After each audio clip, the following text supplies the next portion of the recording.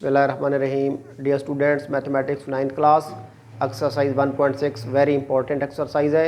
Exercise 1.6 question number 1 का part number 8 हमने solve करना है.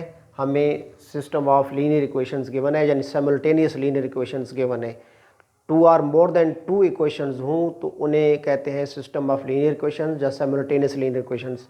लीनियर इस वजह से कहते हैं कि एक्स और वाई वेरिएबल जो यूज़ हो रहे हैं यहाँ पे उनकी पावर मैक्सिमम 1 होती है. यानी यहाँ भी x की पावर 1 है और y की पावर 1 है. सेकंड इक्वेशन में भी x की पावर 1 है और y की पावर 1 है. इसलिए ये लीनियर इक्वेशंस हैं और मैट्रिसेस के थ्रू हमने सॉल्व करना है और क्रैमर रूल से सॉल्व करना है. तो सबसे पहले गिवन इक्वेशंस को हमने मैट्रिसेस की फॉर्म में राइट करना है. इन फॉर्म ऑफ मैट्रिसेस, यानी हमने गिवन इक्वेशंस को मैट्रिक्स इक्वेशन में चेंज कर देना है. तो मैट्रिक्स इक्वेशन में जब चेंज करेंगे तो हमारे पास ये जो इक्वेशन नंबर 1 में x वेरिएबल है और इक्वेशन नंबर 2 में x वेरिएबल है, इनके कोफिशिएंट्स का कॉलम बना लेंगे. यानी x का कोफिशिएंट 3 और यहाँ x का कोफिशिएंट 1. यानी x और x वेरिएबल्स के कोफिशिएंट्स को सेपरेट करके एक कॉलम बना लेना है. तो फर्स्ट इक्वेशन में x का कोफिशिएंट 3 है तो यहाँ 3 राइट कर लेंगे और सेकंड इक्वेशन में x का कोफिशिएंट 1 है तो यहाँ 1 राइट कर लेंगे. डियर स्टूडेंट्स, याद रखना कि अगर कोफिशिएंट लिखा हुआ ना हो तो 1 होता है और इसका साइन भी चूँकि शुरू में प्लस है इसलिए इसका भी प्लस है तो लिखने की जरूरत नहीं है. फिर हमने y वेरिएबल्स के कोफिशिएंट्स का भी कॉलम बनाना है. तो फर्स्ट इक्वेशन में y वेरिएबल का कोफिशिएंट -4 है और सेकंड इक्वेशन में y वेरिएबल का कोफिशिएंट +2 है.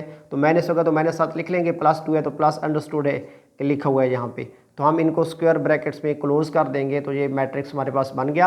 और फिर हमने x और y वेरिएबल का भी एक कॉलम बनाना है और प्रोडक्ट की फॉर्म में लिखना है. यानी बिटवीन टू ब्रैकेट्स जहाँ कोई भी साइन नहीं होना चाहिए.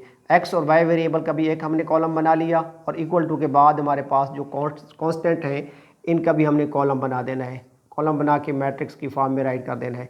तो given linear equations matrix equation में चेंज हो गई. अब हमने x और y वेरिएबल के जो कोफिशिएंट्स का मैट्रिक्स बनाया है इसको हम डिनोट कर देंगे a से. यानी इसको हमने a से डिनोट करना है. a is equal to 3 -4 1 2. फिर हमने 2 मैट्रिसेस बनाने हैं. वी हैव फर्स्ट मैट्रिक्स हमने x वेरिएबल के लिए बनाना है तो उसको लिखेंगे ax is equal to,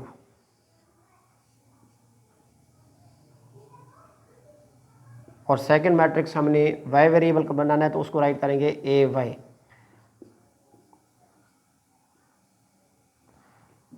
student, सबसे पहले जब ax बनाना है तो अगर जब x वेरिएबल का मैट्रिक्स बना रहे होंगे तो ये जो x वेरिएबल के कोफिशिएंट्स का कॉलम बनाया था ये हमने यहाँ ax में राइट नहीं करना, उसको रिप्लेस करना है हमने कांस्टेंट से जो इक्वल टू के बाद लिखा हुआ था 4 8, इसके कॉलम से रिप्लेस कर देंगे. और y वेरिएबल के जो कोफिशिएंट्स का कॉलम हमने बनाया था वो ax में हमने वही राइट कर लेना है -4 और 2.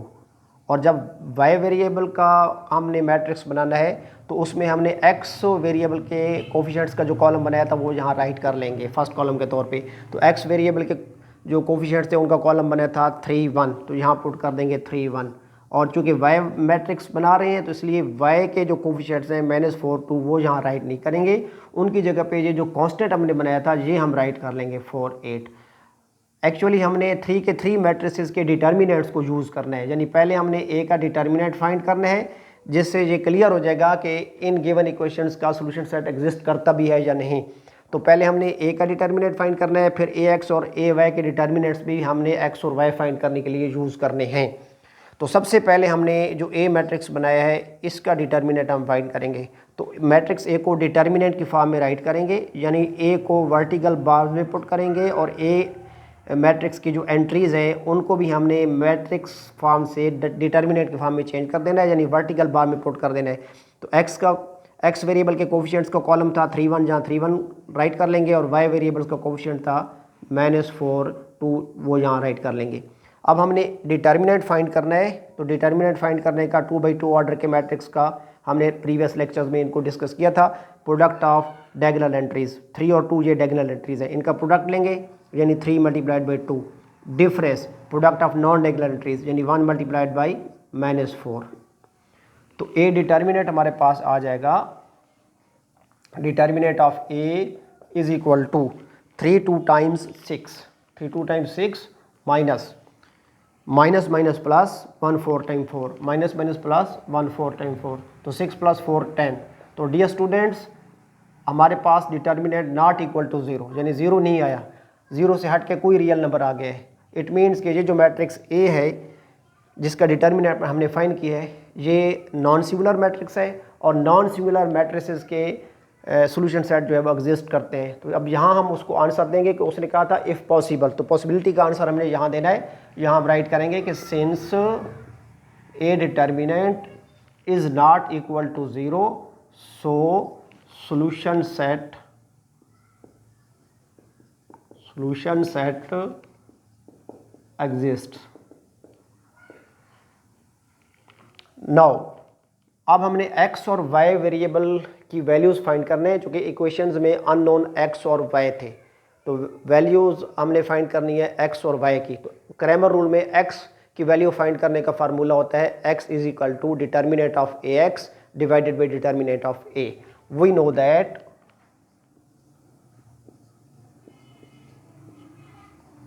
यानी ए मैट्रिक्स का डिटर्मिनेंट भी यूज़ होगा, ए एक्स मैट्रिक्स का डिटर्मिनेंट भी यूज़ होगा और ए वाई मैट्रिक्स का डिटर्मिनेंट भी यूज़ होगा। We know that X is equal to, अक्सर बच्चे एक्स की जगह पे यहाँ ए एक्स लिख जाते हैं। हमने एक्स की वैल्यू फाइंड करनी है तो यहाँ एक्स लिखेंगे। एक्स इज इक्वल टू, यहाँ पे एक लाइन आपने फ़ौरन लगा लेनी है, डिटर्मिनेंट ऑफ ए एक्स। तो मैट्रिक्स ए एक्स जो हमने बनाया था उसका डिटर्मिनेंट यहाँ determinant of A X divided by determinant of A, ये एक्स फाइंड करने का फार्मूला है। एक्स इज इक्वल टू, तो यहाँ पे हमने ए एक्स का जो डिटर्मिनेंट ए एक्स मैट्रिक्स जो बनाया था उसको डिटर्मिनेंट के फॉर्म में राइट करेंगे।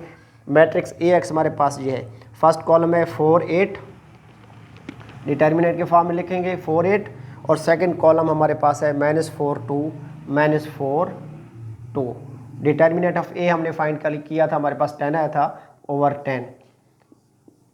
अब जब ए एक्स का डिटर्मिनेंट फाइंड करेंगे तो product of diagonal entries 4 multiplied by 2 4 multiplied by 2 minus product of non-diagonal entries 8 multiplied by -4 over 10। x is equal to 2 4 time 8 और minus minus plus 8 4 time 32 over 10।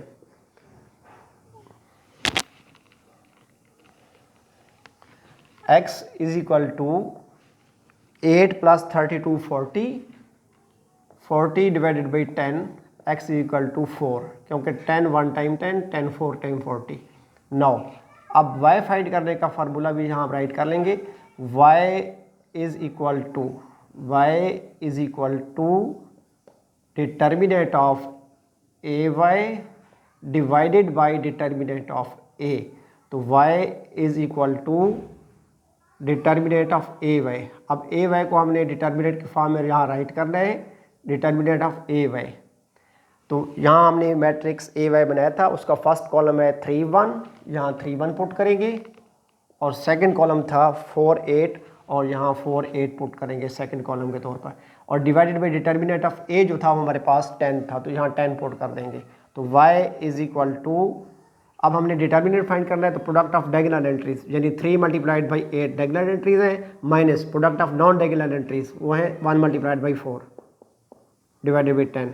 तो dear students 8 3 time 24 होता है और 4 1 time 4, यानी y हमारे पास क्या आ जाएगा 24 minus 4 over 10। तो y is equal to 24 minus 4 20 divided by 10। तो 20 डिवाइडेड बाई 10 2, क्योंकि 10 1 टाइम 10 और 10 2 टाइम 20। तो डियर स्टूडेंट्स x की भी वैल्यू आ गई, y की भी वैल्यू आ गई। तो अब हम इसको सोल्यूशन सेट राइट कर लेंगे। So solution set s dot is equal to, चूँकि टू डिफरेंट वेरिएबल है x और y, तो ऑर्डर्ड पेयर की फॉर्म में आंसर जो है हम राइट करेंगे। सोल्यूशन सेट ऑर्डर्ड पेयर की फॉर्म में राइट करेंगे, यानी पहले x की वैल्यू लिखेंगे 4, फिर कॉमा पुट करके y की वैल्यू 2 लिखेंगे और इसका ऑर्डर्ड पेयर बनाएंगे, यानी वैल्यूज़ को स्मॉल ब्रैकेट में जब पुट करते हैं तो वो ऑर्डर्ड पेयर को शो कर रहे होते हैं। तो स्टूडेंट्स हमारा आज का टॉपिक कंप्लीट हो गया। अब अगर हम इसको वेरीफाई करना चाहें तो हमने जो ओरिजिनल इक्वेशन है वहाँ x और y की जगह पे वैल्यूज़ पुट करके चेक कर लेते हैं। हमारे पास x जो है वो 4 है, तो 3 4 टाइम 12, क्योंकि 3 मल्टीप्लाइड बाई x तो x की वैल्यू 4 है, तो 3 4 टाइम 12 और माइनस 4 y की वैल्यू 2 आई है तो 4 2 टाइम 8, तो 12 माइनस 8 4 इक्वल टू 4, यानी x और y ने इस ओपन सेंटेंस को ट्रू सेंटेंस में चेंज कर दिया है। ओपन सेंटेंस और ट्रू सेंटेंस और फॉल्स सेंटेंस अगर आप समझना चाहते हैं तो एक्सरसाइज 1.6 का जो प्रीवियस लेक्चर है, जिसमें 1.6 पार्ट नंबर 3 में मैंने डिटेल से सिमुलेटेनियस लीनियर इक्वेशंस को एक्सप्लेन किया है और सेंटेंसेस की टाइप को भी मैंने वहाँ पे एक्सप्लेन किया और सोल्यूशन कैसे फाइंड आउट करते हैं वो सारा मैंने वहाँ पे एक्सप्लेन किया है। तो आप question number exercise 1.3 part number 3 को आप गौर से जो है वो देखिएगा।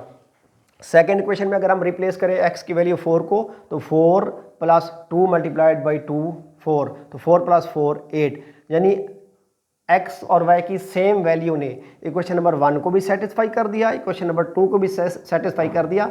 इसलिए इस सॉल्यूशन सेट को कहते हैं solution of system of equations, यानी ये सिस्टम ऑफ इक्वेशंस को सेटिस्फाई कर रहे हैं। तो डियर स्टूडेंट्स, इन क्वेश्चंस की अच्छे तरीके से प्रैक्टिस कीजिएगा। रिमेनिंग पार्ट्स आपने खुद सॉल्व करने हैं। अगर किसी पार्ट में कोई प्रॉब्लम हो एक्सरसाइज 1.6 में तो आप उसके लिए कमेंट्स में आप कह सकते हैं, इंशाल्लाह ताला उसका आंसर आपको मिल जाएगा। डियर स्टूडेंट्स, दुआ में याद रखिएगा। खुदा हाफिज़।